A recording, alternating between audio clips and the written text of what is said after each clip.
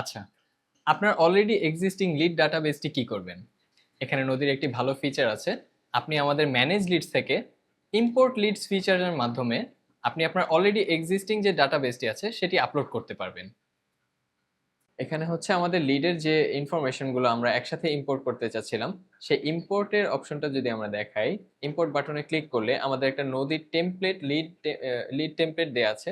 এই টেমপ্লেটটি আমরা প্রথমে ডাউনলোড করে নিব। আমাদের টেমপ্লেটটি ডাউনলোড করা হয়ে গেছে।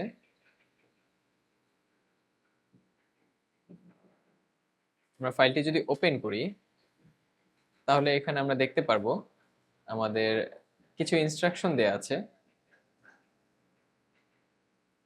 ইনস্ট্রাকশন ট্যাবে আমাদের ইনস্ট্রাকশনগুলো দেয়া আছে আমরা কিভাবে আমাদের ডকুমেন্টগুলো বা ডাটাগুলো সাজিয়ে রাখতে পারি ডাটাবেস থেকে নিয়ে।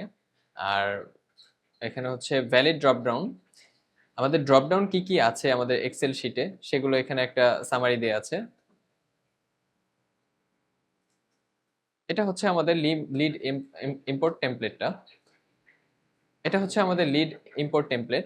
এখানে আমরা আমাদের কলাম অনুসারে প্রতিটি লিডের যে ইনফরমেশন সেগুলো আমরা সাজিয়ে নিব।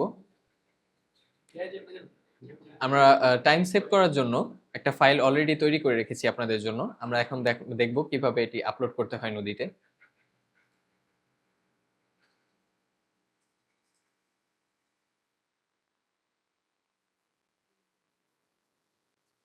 এখন আমরা নদীতে ইম্পোর্ট বাটনে ক্লিক করলে ব্রাউজ বাটনে ক্লিক করব, দেন হচ্ছে আমাদের নদী টেমপ্লেটটা আপলোড করে দিব।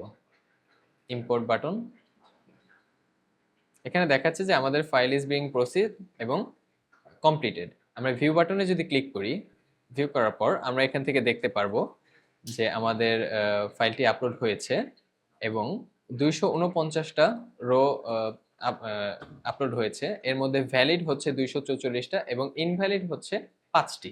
আমরা যদি এখন এখান থেকে এই 5টি কোন ইনভ্যালিড ডাটা আপলোড হয়েছে সেটা আমরা যদি দেখতে চাই এবং ঠিক করতে চাই, তাহলে এখান থেকে অ্যাকশন বাটনের ভিউ ডিটেলসে ক্লিক করলে ইনভ্যালিড অপশনে ক্লিক করব।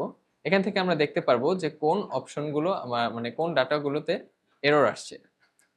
সেই ডাটাগুলো আমরা এখান থেকে ডাউনলোড লিডস ইনভ্যালিড লিডসে ক্লিক করলে এই ফাইলটি ডাউনলোড হয়ে যাবে